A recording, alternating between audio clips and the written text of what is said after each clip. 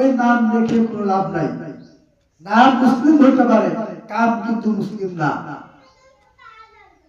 দুনিয়াতে আসার পরে বান্দা আর কাফেরের মধ্যে পার্থক্য হচ্ছে সালাত। এই ফরজ সালাত তো আমরা আদায় করি না। ফরজ সালাত যদি ঠিকমতো আদায় করি, জামাতের সাথে গুরুত্ব সহকারে যদি আদায় করি, তাহলেই তো আল্লাহ রাব্বুল আলামিন তাকে জান্নাত দিবেন। নফল যদি আদায় করি তাহলে আমার জন্য আরো ভালো। ফরজি আদায় করি না, সুন্নত নফল কিভাবে আদায় করব?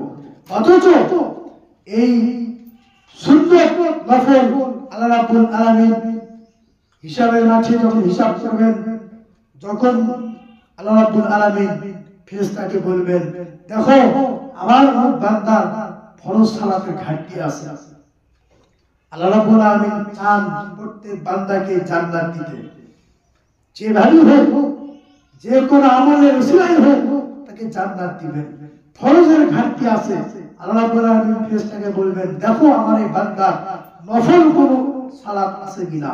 যদি নফল কোনো সালাত থাকে, নফল সালাত দিয়ে তার ফরজের ঘাটতি পূরণ করে দাও। তাহলে দেখেন নফলের সালাতও ফরজের মতো কার্যকারিতা হচ্ছে। সুতরাং এই নফল সালাত আমরা সব সময় আদায় করব।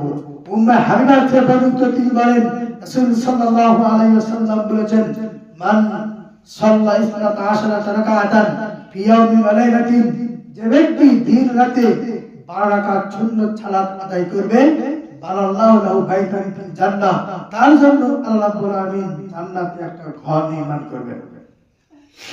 এই 12 রাকাত সুন্নাত নফল নামাজ হচ্ছে ফজরের আগে 2 রাকাত সুন্নাত, যোহরের আগে 4, পরে 2, মাগরিবের পরে 2, ইশার পরে 2, এর মোট 12 রাকাত সুন্নাত রাওয়াতিব, নিয়মিত সুন্নাত।